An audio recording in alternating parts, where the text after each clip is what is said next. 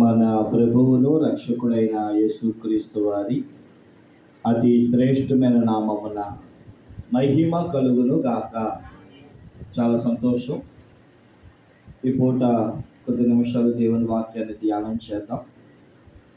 పాత నిబంధన పుస్తకము, బైబిల్ గ్రంథములోని పాత నిబంధన గ్రంథములోని ఓబద్యా గ్రంథము, పాత నిబంధన 761 పేజీ నంబర్, 761 పేజీ నంబర్, ఓబద్యా గ్రంథము 18వ వచనాన్ని చదువుకుందామండి. ఓబద్యా గ్రంథము 18వ వచనం. మరియు యాకోబు సంతతి వారు అగ్నియు, యోసేపు సంతతి వారు మంటయు అగుదురు. ఏశావు సంతతి వారు వారికి కొయ్యకాలుగా ఉందురు. ఏశావు సంతతి వారిలో ఎవడునో తప్పించుకొనకుండా యోసేపు సంతతి వారు వారిలో మండి వారిని కాల్చెదురు. యెహోవా మాట ఇచ్చి ఉన్నాడు. చాలు. కొద్ది నిమిషాలు దేవుని వాక్యాన్ని జ్ఞాపకం చేసుకుందాం. ఓబద్యా గ్రంథము, బైబిల్ గ్రంథములో 66 పుస్తకాలు, పాత నిబంధన 39, అలాగే క్రొత్త నిబంధన 27, మొత్తం 66 పుస్తకాలు. ఈ 66 పుస్తకాల్లో ఈ పాత నిబంధనలో చిన్న పుస్తకం ఏంటంటే ఓబద్యా. ఒకే ఒక అధ్యాయం ఉంటుంది. అదే క్రొత్త నిబంధనలో ఫిలోమోనికి రాసిన పత్రిక ఒక అధ్యాయము, యోహాను 2వ పత్రిక 3వ పత్రిక ఒక అధ్యాయము, యోధా పత్రిక ఒక అధ్యాయము. అంటే ఒక అధ్యాయము కలిగిన పుస్తకాల్లో ఒకటి పాత నిబంధనలో ఏదయ్యా అంటే ఓబద్యా. ఈ ఓబద్యా గారు కూడా ఇశ్రాయేలీల యొక్క ఐగుప్తు చెరసాలలో నుండి బయటికి రావాలని, దేవుని ప్రజలుగా మారాలని చెబుతూ ఉన్నారు. ఇక్కడ ఇశ్రాయేలీల ప్రజలను ఏశావు సంతతితో పోల్చారు. ఓబద్యా గ్రంథములో మొత్తం 7 సార్లు ఏశావు ఏశావు ఏశావు అంటూ రాశారు. దేవుని బిడ్డలారా, అందుకని చదవబడిన మూలవాక్యంలో ఏముందంటే యాకోబు యొక్క సంతతి అగ్నిగా మారాలని, యోసేపు యొక్క సంతతి మంటగా మారాలని చెబుతూ, మీరు యోసేపు సంతతిని ఒక్కడును కూడా తప్పించుకోకుండానట్లు వారిని కాల్చివేయండి. ఇంకో మాటలో చెప్పాలంటే మన సంఘాల్లో కానీ, మన కుటుంబాల్లో కానీ, మన ఆత్మీయ జీవితాల్లో కానీ ఏశావు అనే సంతతిని ఉండకుండా పూర్తిగా కాల్చివేయండి అనే మాట రాయడం జరిగింది. ఒకసారి చరిత్రను కనుక మనం ఆలోచిస్తే, ఏశావు అన్నటువంటి వాడు ఆదికాండ గ్రంథములో ఇస్సాకు రెబెకా అన్న భార్యాభర్తలకు పెద్ద కొడుకుగా పుట్టాడు. పెద్ద కొడుకు పేరు ఏశావు, రెండవ కొడుకు పేరు యాకోబు.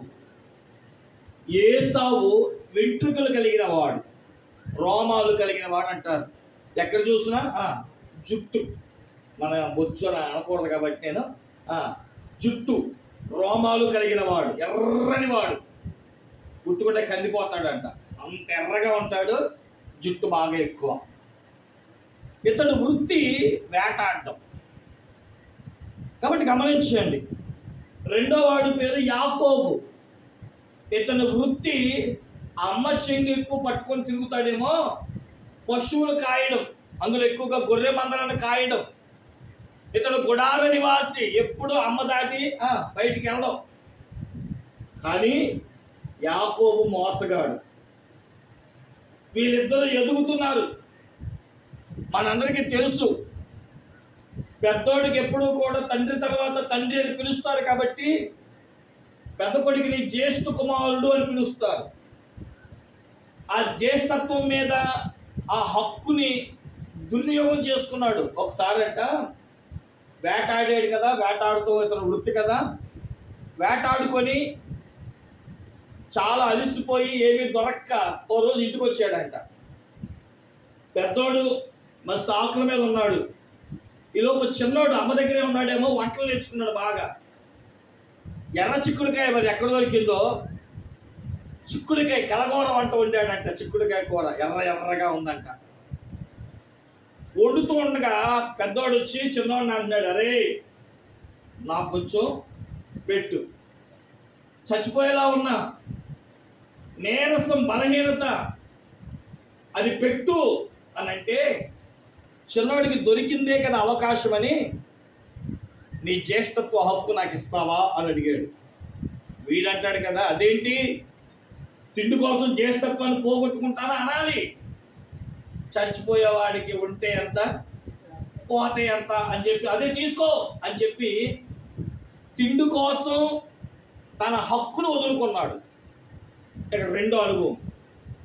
ఓ రోజు పెద్దోడిని ఏసావును తండ్రి పిలిచి, రే నాకు గుడ్డిదనం వచ్చేసింది ఇస్సాకు అంటున్నాడు, నాకు గుడ్డిదనం వచ్చేసింది, నేను సరిగ్గా చూడలేకపోతున్నా, నా తర్వాత నా ఆశీర్వాదాలు ఎవరు పొందుకుంటారో, పెద్దోడికి అది న్యాయం కనుక ఓ పంచి ఉచితంగా ఇస్తే నీకేమీ తెలియదు, వెళ్ళి నీ బాణాలు పట్టుకుని వెళ్ళి ఓ జంతువుని వేటాడి వండి నాకు తీసుకురా, నేను కడుపు నిండా తిని నిన్ను దీవిస్తా అంటాడు. ఈ మాట తన భార్య అయిన రెబెకా విని, పెద్దోడికి రావడం ఏంటి, నా చిన్నోడు ఉన్నాడు కదా అని చెప్పి వాడిని పిలిచి ఒక గొర్రె మందలు తీసుకురమ్మని చక్కగా వండి తన భర్తకి ఎలాగైతే ఇష్టమో అలాగే తయారు చేసింది. వాడిప్పటికి అడుగుతున్నాడు చిన్నాడు, అమ్మా అన్నయ్యకి ఏమో ఎంట్రుకలు నానొక్కలు నన్ను తడుగు చూస్తే నాకేమో నున్నని వాడిని, అసలు జుట్టు లేదు నాకు అంటే, ఆ చంపిన గొర్రె యొక్క చర్మాన్ని కప్పింది, ఎందుకంటే తడుగు చూస్తే వెంట్రుకలు కనబడాలి కనుక.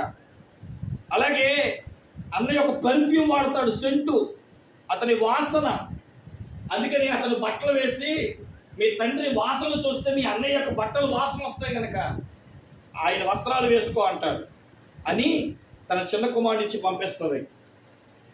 ముసలివాడు స్వరము చూస్తే చిన్నోళ్ళలా ఉంది, కానీ చెప్పింది పెద్దోడికి. అందుకని అంటాడు, తిన్న తర్వాత రా ఇట్లా ముద్దు పెట్టుకుంటానని చెప్పి చేతులు తడుగుతాడు. ఏం కనమంటాయి, రోమాలు ఉన్నాయి, వాసన చూస్తాడు ముద్దు పెట్టుకుంటూ.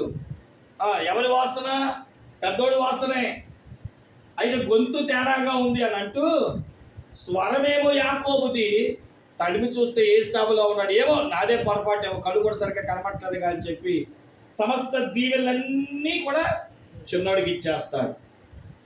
వెంటనే పెద్దోడు రావడం, తనకు మోసం జరిగిందని తెలుసుకోవడం, మరి ఏమైనా దీవెనలు ఉంటే ఇమ్మని అన్నప్పుడు, నీకు దీవెనలు కాదు కదా శాపమే ఉంది, నువ్వు నీ తమ్ముడికి దాసులుగా బతుకుతాపో అని చెప్పి తండ్రి పంపించేస్తాడు. తమ్ముడి మీద కక్ష కట్టుకొని చంపుదాం అనుకుంటే తల్లిదండ్రులు తన జత్తైన చిన్నోడు భద్రరాములో ఉన్న తన మేనమామ దగ్గరికి పంపిస్తారు.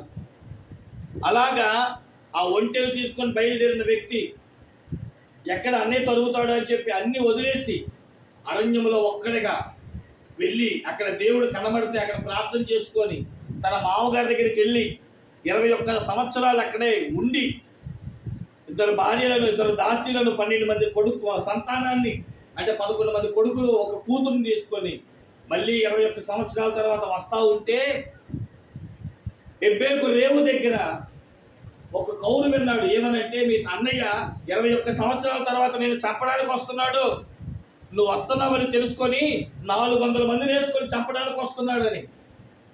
వెంటనే తనకున్నదంతా 2 భాగాలు చేసి ఆ రాత్రి ఏడ్చి ప్రభు దగ్గర కృప పొందుకొని తెల్లవారు అన్నయ్యని ఎదుర్కొన్నప్పుడు అన్నయ్య తమ్ముడు కలుసుకొని ఏడ్చి ఇద్దరు మాట్లాడుకొని వెళ్ళిపోతూ ఉంటే యాకోబు తన అన్నకి బహుమానం ఇస్తాడు.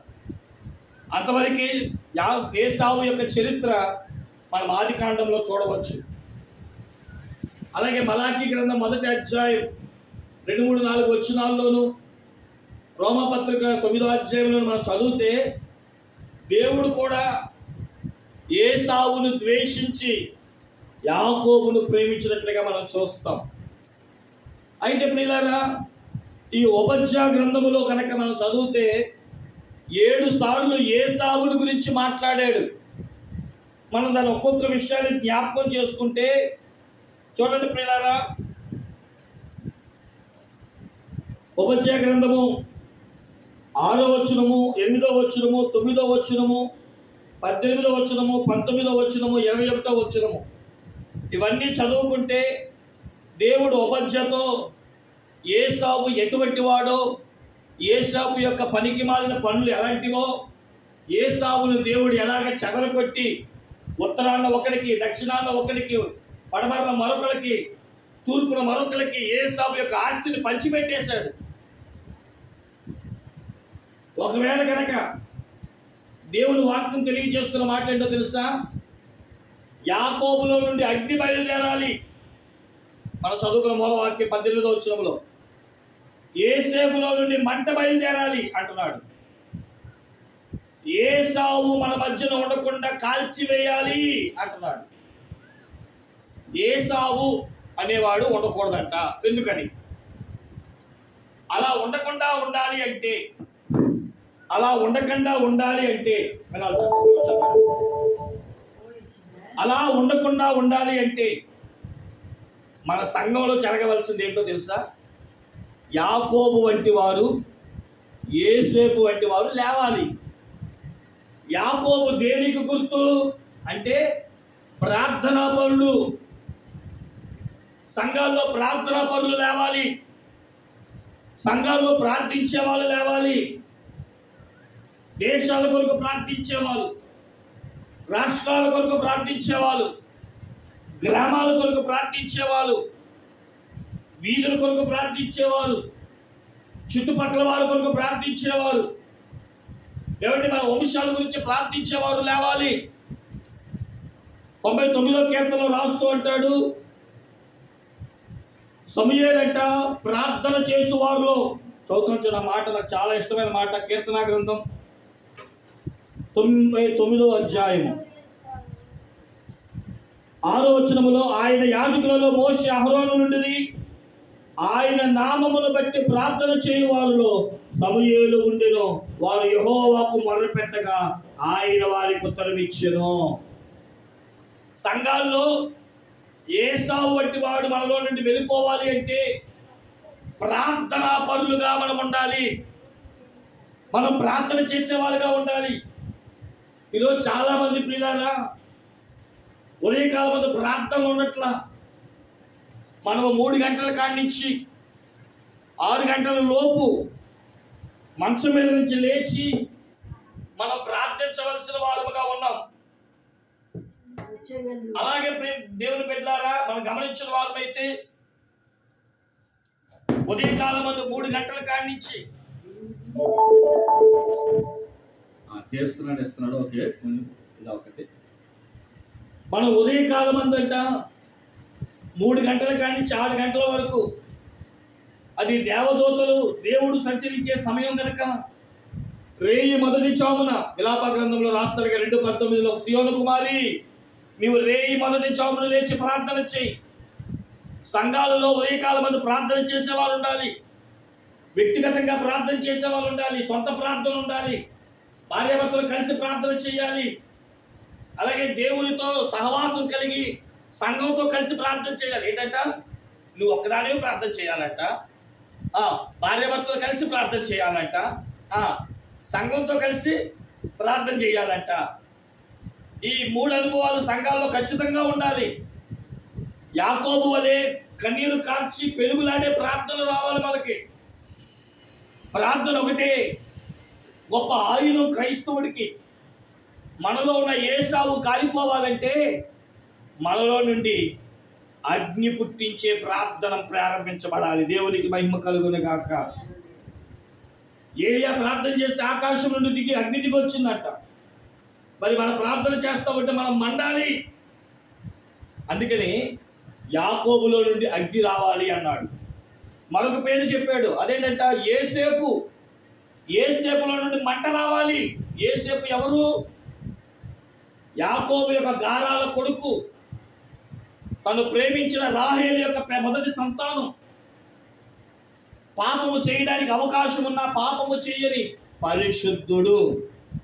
ఒక మాటలో చెప్పాలంటే యేసేపు ఎవరయ్యా అంటే పరిశుద్ధుడు, పాపము లేనివాడు.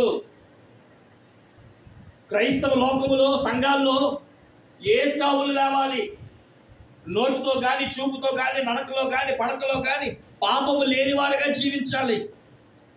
ఎవరో నన్ను ఏదో చూడాలి, ఎవరో నన్ను ఏదో చేయాలి అన్నట్లుగా కాకుండా నాకు నేనుగా తీర్మానం చేసుకోవాలి. నేను పాపం చేయను, నేను మందు తాగను, నేను సిగరెట్ తాగను, నేను వ్యభిచారం చేయను, నేను లోకపు అలవాట్లకి పాలు పొందను, నేను పరిశుద్ధుడిని, నా దేవుడు పరిశుద్ధుడు, నేను కూడా పరిశుద్ధంగా జీవించాలనే తృష్ణ ఒక మంటలో పుట్టాలి. ఎవరో ఏదో చూస్తారని కాదు. ఈరోజు చాలా మంది వాళ్ళు చూస్తున్నారు కాబట్టి నేను భక్తి చేయాలి, వీళ్ళు చూస్తున్నారు కాబట్టి ప్రార్థన చేయాలి, అందరూ ఉన్నారు కాబట్టి మెప్పు కోసం ప్రార్థనలు, మెప్పు కోసం పరిశుద్ధమైన జీవితాలు కాదు. ఏసాపు వంటి వాడు కాలిపోవాలి అంటే యాకోబులో నుండి అగ్ని అనగా ప్రార్థన రగలాలి. ఏసేపు వంటి పరిశుద్ధత మంటలలో పుట్టాలి. ఎంత బాగానే చెప్తున్నారు కానీ పాస్టర్ గారు, అసలు ఏసేపు యొక్క అనుభవం ఏంటి అని అంటారా? ఒక 3 అనుభవాలు మీ ముందు పెట్టి నేను వాక్యాన్ని ముగిస్తా. సంఘములో ఏసావు వంటి వాడు కాల్చబడాలి, వాడు ఉండకూడదు. ఎవరు వాడు? చదువుతాం రండి ప్రియులారా. హెబ్రీ పత్రిక 12వ అధ్యాయం, హెబ్రీలకు రాసిన పత్రిక 12వ అధ్యాయం 16-17 వచనాలు చదువుతున్నాం చూడండి. ఒక్క పూట కూటి కొరకు తన జ్యేష్ఠపు హక్కును అమ్మివేసి ఏసావు వంటి భ్రష్టుడైనను వ్యభిచారి అయినను ఉండునేమో అనియు జాగ్రత్తగా చూచుకునుడి. ఏసావు ఆ తర్వాత ఆశీర్వాదం పొందగోరి కన్నీళ్లు విడిచుచు దానికోసము శ్రద్ధగా వెతికినను మారు మనసు పొందని అవకాశము దొరకగా విసర్జింపబడినని మీరు ఎరుగుదురు కదా. ఇక్కడే చాలా విషయాలు చెప్పుకోవచ్చు, క్లుప్తంగా మీకు చెప్తాను. ఏసావు అంటే ఎవడయ్యా అంటే చెప్పండి, ఏ మనిషి అంట? మాట్లాడరు ఏంటంటే తిండి మనిషి. సంఘాల్లో తిండిపోతులు ఉండకూడదు. ఏముండకూడదంట? మాట్లాడరే. తిండిపోతులు ఉండకూడదు. నిజంగా చాలా సంఘాలు ఎందుకు విడిపోతున్నాయో తెలుసా? చెప్పండి, మీరు చెప్పండి. అందుకని రోమా ప్రాంగంలో ఏమన్నాడు తెలుసా? తిండి వలన పరిచర్య జరగకూడదు. నిజంగా మన క్రైస్తవ లోకంలో ఒక అలవాటు ఏంటి అంటే, ఏది పెట్టిన మీటింగ్ అంటే ఈటింగ్ ఉండాల్సిందే. ఏంటంటే ఏదైనా ఒక మీటింగ్ ఉందంటే మనమేం ఆలోచిస్తాం? నిజమేనంటే నిజంగా ఈ భోజన పద్ధతి అనేది కొన్నిసార్లు ఉపయోగకరమే. ఎందుకంటే నా మట్టి నేను చెప్తా, నేను భీమవరంలో చదువుకునేటప్పుడు బాగా తాగుడికి, సినిమాలకి, వ్యసనాలకి అలవాటు పడిపోయాను. ఇలా నా జీవితం ఉంటున్నప్పుడు హాస్టల్లో, అంటే హాస్టల్ కాదు, మేము ఒక రూమ్ తీసుకుని, ఒక గది తీసుకుని ఇద్దరు ముగ్గురు ఉండేవాళ్ళం. ఆ ఇద్దరు నాకు లేని అలవాటు ఏంటంటే గొంతు తాగడం. అది నేర్పించేశారు. ఆలోచించండి పిల్లలు, ఆలైన మందు లేకుండా ఉంటున్నారేమో కానీ నేను మట్టి ఉండలేకపోతున్నా.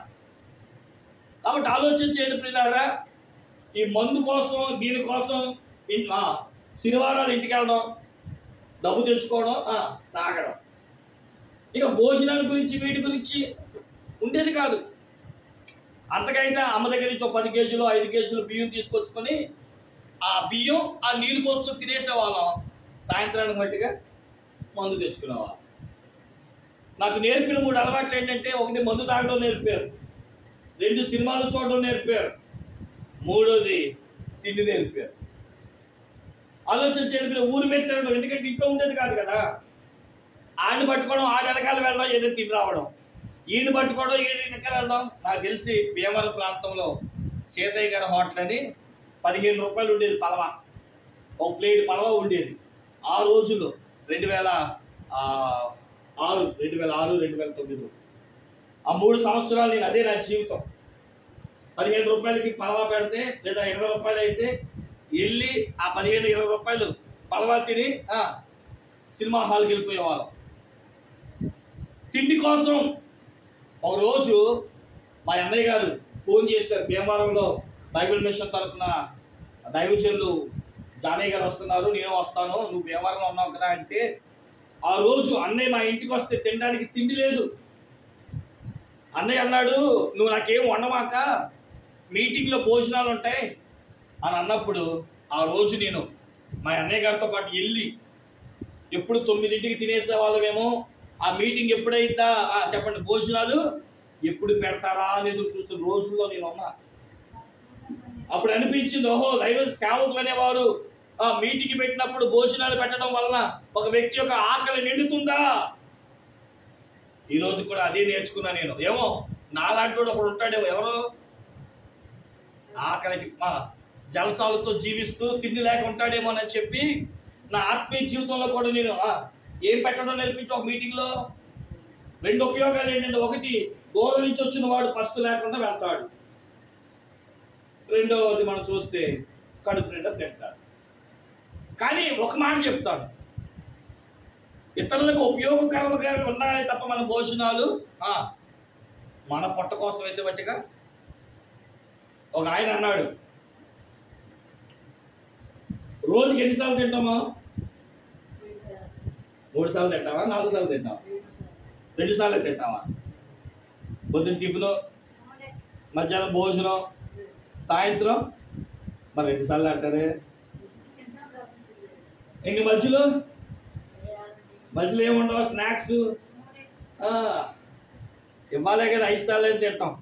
ఆలోచన చేయండి, రోజుకి ఒక పూట తినేవాడు ఏంటంట, కొంతమంది ఒక పూటే తింటారు, వాళ్ళంటే యోగిలా ఉంటారంట, చక్కగా స్లిమ్గా. ఒక పూట తినేవాడు స్లిమ్గా యోగిలా ఉంటాడంట, 2 పూటలు తినేవాడు నాలా భోగిగా ఉంటాడంట, ఉంది కదా అని చెప్పి 3 పూటలు తినేవాడు రోగిలా ఉంటాడంట.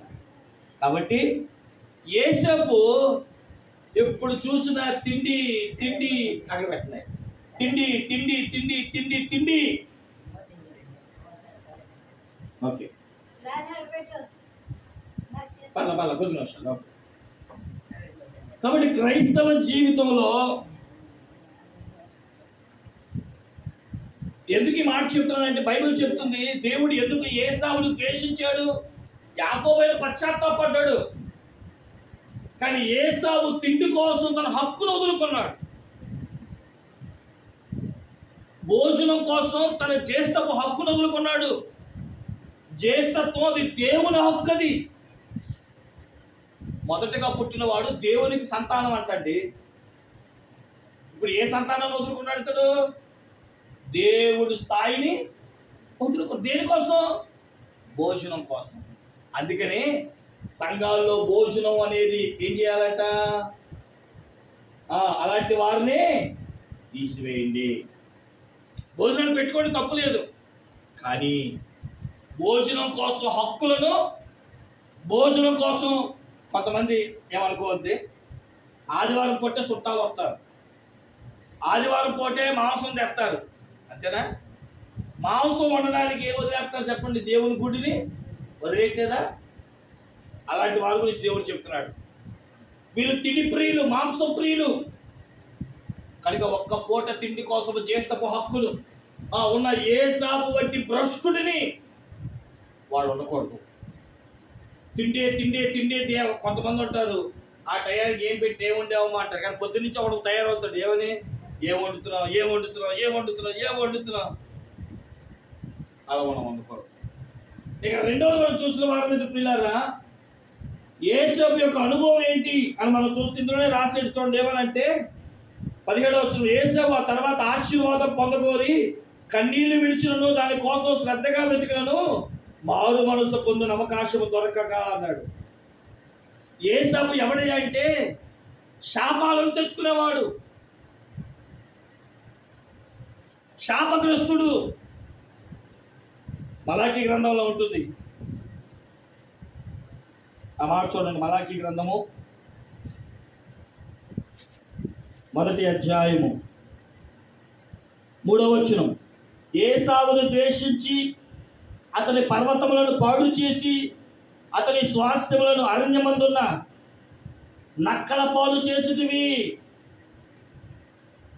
ఏసావు యొక్క స్వాస్థ్యాన్ని దేవుడు నక్కల పాలు చేశాడు. ఎందుకంటే ఆశీర్వాదాలు పొందుకోవాలా. మీకు బాగా చెప్తా. నక్క కదా మన అందరికీ తెలుసు కదా. నక్క ఏం చేసిందంట ఒకసారి చెప్పండి. ద్రాక్ష గెలను చూసిందంట. ఈ ద్రాక్ష గెలను చూసిన నక్క ఎగిరింది ఎగిరింది ఎగిరింది. అందులో 10 సార్లు ఎగిరి విసుకొచ్చి ఇక నాకు అందట్లేదంటే అర్థం ఏంటి? చేదుగా ఉండుంటాయి. ఏంటంట దానికి అదే సమర్థించుకుంటుంది. అందుకే సామెత పుట్టింది ఏంటది? అందని ద్రాక్ష పుల్లనా అంటే అర్థం ఏంటంటే ప్రయత్నించింది, కానీ నేను దాన్ని ఎలాగైనా సంపాదించాలనుకోవట్లా. తెగింపు లేదు. ఏదో చెయ్యాలి కాబట్టి చేసి వస్తే వచ్చింది, పోతే పోయింది. అంటే నిర్లక్ష్యం. సంఘాల్లో కొంతమంది ఉంటారు నిర్లక్ష్యం. పాటలు పాడేటప్పుడు నిర్లక్ష్యం, సన్నిధి చేసేటప్పుడు నిర్లక్ష్యం. అందుకనే వారి కుటుంబాలు నక్కల పాలు అవుతున్నాయి. బైబిల్ చెబుతుంది ఇల్లు కట్టుకుంటున్నారే కానీ వేరేవాడు వచ్చి నివాసం చేస్తున్నాడు. చెట్లు పెంచుతున్నారే కానీ ఫలం వేరొకడు వచ్చి అనుభవిస్తున్నాడు. మనం ఉండాల్సింది, మనం సంపాదించుకోవాల్సిన స్థానం వేరొకటి దిక్కైపోతుంది. కాబట్టి అలా నిర్లక్ష్య స్వభావం ఉండకూడదు. ఏసావు స్వభావం ఎలాంటిదయ్యా అంటే నిర్లక్ష్యం. ఎల్లచ్చలే, చెయ్యచ్చలే, పోతే పోనీలే, ఇలాంటి మాటలు. కాబట్టి సంఘాల్లో నిర్లక్ష్యం అనేది ఉండకూడదు. దాన్ని కాల్చే. ఇంకో మాట చెప్తాను. సామెతల గ్రంథంలో ఉంటుంది, చురుకుగా ఉండుట గొప్ప భాగ్యం అంటాడు. దేవునికి స్తోత్రం చెప్పండి. మనకి 2 పిల్లలు ఉంటారు. ఒకడు అదేంటో ఆడు మాట్లాడతాడు, అబ్బబ్బబ్బా ఆడు మాటలు అసలు కత్తుల్లా ఉంటాయి. భలే మాట్లాడతాడు, చురుకుగా ఉంటాడు, యాక్టివ్ పర్సన్ అనాలా. అదే తల్లి కొడుకు కూడా పుడతాడు. వాడు ఎప్పుడు చూసినా అనుకుని కూర్చుంటాడు. ఓ మాట ఉండదు, ఓ మంచి ఉండదు. ఏమన్నా సోమరు అనాలా, మందబుద్ధోడు అనాలా, ఏం మాట్లాడినోడు అనాలా. ఇప్పుడు నేను అంటాను, అలా ఉన్నోడిని ఇష్టపడతామా? నీ దగ్గరికి వచ్చి అమ్మమ్మ తాతయ్య అంటూ ఏమండి నీకు మాటలు చెప్తూ నీ చెంగు పట్టుకున్న వాడిని ఇష్టపడతామా మనం? ఎందుకని? ఎప్పుడు వచ్చినా మూల కూర్చోవడం అలా ఉండేవాడిని మనం ఇష్టపడవు. ఇదేంటో నువ్వు ఇంతమంది వస్తుంది, ఎలా బతుకుతావురా అంటాం. ఇక బతికి ఇంతనేమో వదిలేస్తాం. అన్నం టయానికి వచ్చి తిని వెళ్ళిపోతాడు, టయానికి పడుకుంటాడు తప్ప ఏమండి ఊరుకుండదు, చురుకుండదు, ఏముండదు. అలాంటి వాడిని చూసి మనం ఇష్టపడం. కానీ చురుగ్గా ఆడు అల్లలోడైనా మన దగ్గరికి వచ్చి మనల్ని పట్టుకొని మనల్ని అల్లరి చేసి మనం చురుగ్గా పనిచేసి ఏది అడిగితే తెచ్చి ఏ చేయమంటే చేస్తూ ఉన్నవాడిని అబ్బబ్బ 10 పక్షులు పడతాం. అవి ముదురండి అంటాం. మనం ఇంట్లో మన కుటుంబంలోనే చురుగ్గా ఉండడం ఎంత ఇష్టపడతామో సంఘంలో కూడా మనం చురుగ్గా ఉండాలి. నిర్గమకాండ 1వ అధ్యాయంలో ఉంటుంది, ఐగుప్తు వంటి వారు కాదు ఇశ్రాయేలీయులు, హెబ్రీయులు చురుకైన వారు. దేవునికి స్తోత్రం కలుగును గాక. అందుకనే సామెతలు జ్ఞాని సొలొమోను అంటాడు, చురుకుగా ఉండడం గొప్ప భాగ్యం అండి. అందరికీ రాదంట చురుకుదనం. సంఘంలో కూడా అందరూ ఉండరు చురుగ్గా. మందవతులు ఉంటారు, సోమరిపోతులు ఉంటారు. అలాంటి వాళ్ళు ఏలండి, కనిపెట్టండి, వాళ్ళ చేత చేయించండి అని బైబిల్ చెప్తుంది. ఇంకో 3వ మాట ఏంటి చెప్పి ముగించేస్తాను. ద్వితీయోపదేశ కాండము 2వ అధ్యాయం 4వ వచనం. ఇక్కడ ఏమంటున్నాడు అంటే ఈ ఏసావు సంతతి వారంటండి వీళ్ళకు ఉన్న అలవాటు ఏంటి చూడండి. శేయూరులో కాపురమున్న ఏసావు సంతతి సంతానమైన మీ సహోదరులు పొలిమేరును దాటి వెళ్ళబోచున్నారు అంటున్నారు. ఈ శేయూరులో ఉన్న ఏసావు సంతానం ఎలాంటిదంట? పొలిమేరులు దాటేవారు. ఇంకో మాటలో చెప్పాలంటే హద్దులు దాటేవారు. కొంతమంది ఉంటారు ఏం మాట్లాడాలో అదే మాట్లాడరు. ఏమన్నా దాన్ని హద్దులు దాటారంటారా? వాళ్ళు బయట ఉన్న మాటలు, మనం తిట్టుకున్న మాటలు సరిపోవు. 4 గోడలు మనం చేసే ఆ కాపురాన్ని, మన ఎవరిని మంచం యొక్క రహస్యాలను, దాంపత్య యొక్క రహస్యాలను కూడా కొంతమంది అడుగుతారు, హద్దులు దాటుతారు కొంతమంది. ఈ ఏసావు సంతతి వారు ఎలాంటి అంటే హద్దులు దాటేవారు, సరిహద్దులు దాటేవారు. దేవుడు మనకి కొన్ని హద్దులు ఇచ్చాడు. సముద్రం పొంగకుండా ఇసుకను హద్దుగా ఇచ్చాడు దేవుడు. ఇల్లు కలవకుండా సరిహద్దులు ఇచ్చాడు. అంతేగా సరిహద్దులు వాళ్ళు వేసుకున్నాం దేనికి? మీరు నాకు కలవకూడదురా బాబు, నాది నీకు కలవకూడదు. ఎవరు హద్దులో వాళ్ళు ఉన్నాం. హద్దు దాటాడనుకోండి ఏమైంది? గొడవలు. అంతేగా. ఈరోజు గొడవలు ఎందుకు వస్తున్నాయి? భార్య భర్తల మధ్య ఎందుకు వస్తున్నాయి? అన్నదమ్ముల మధ్య అంటే హద్దులు దాటుతున్నారు. ఈరోజు భార్య తన భర్తను హద్దులు దాటుతుంది, భర్త తన భార్య విషయంలో హద్దులు దాటుతున్నాడు.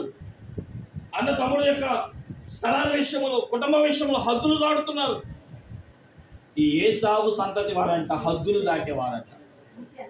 కాబట్టి దేవుని బిడ్డలారా, బైబిల్ చెప్తున్న ఒక మాట ఏంటయ్యా అంటే, ఏసావు సంతతి వారిని మన మధ్యన ఉండకుండా వాటిని కాల్చివి. ఏసావు సంతతి అంటే ఎవరు? తిండిపోతులు, బద్ధకస్తులు, అలాగే ప్రియులారా హద్దులు దాటేవారు. వీరు మన మధ్య ఉండడం మంచిది కాదు కనుక బైబిల్ చెబుతున్న సత్యం ఏంటి అంటే, ఏసావు సంతతి వారిని కాల్చివేయండి. అలా కాల్చివేయాలి అంటే యాకోబులాగా ప్రార్థన జీవితమైన ఉండాలి, ఏసావు వంటి పరిశుద్ధమైన జీవితమైన మనలో ఉండాలి. అలా ఉండగలుగుటకు యేసు క్రీస్తు ప్రభు వారి యొక్క సన్నిధానం మీద ప్రార్థన చేసి, అయ్యా నాలో ఒక అగ్నిని పుట్టించు, ఒక మంటలు పుట్టించు, ప్రార్థన పుట్టించు, ఒక పరిశుద్ధతను పుట్టించు నువ్వు అడగలిగితే ఆయన కృపగల హస్తము మన మీద చాచుతాడు. ఆయన అగ్నిలాగా మంటలాగా మన మధ్య ప్రవేశించి సమస్తమును కాల్చివేసే గొప్ప కృప దేవుడు మనకిస్తాడు. ఏ సేవ సంతతిని పూర్తిగా కాల్చివేసే అనుభవం దేవుడు మనందరికీ అనుగ్రహించును గాక. తల వంచని ప్రార్థన చేసుకుందాం.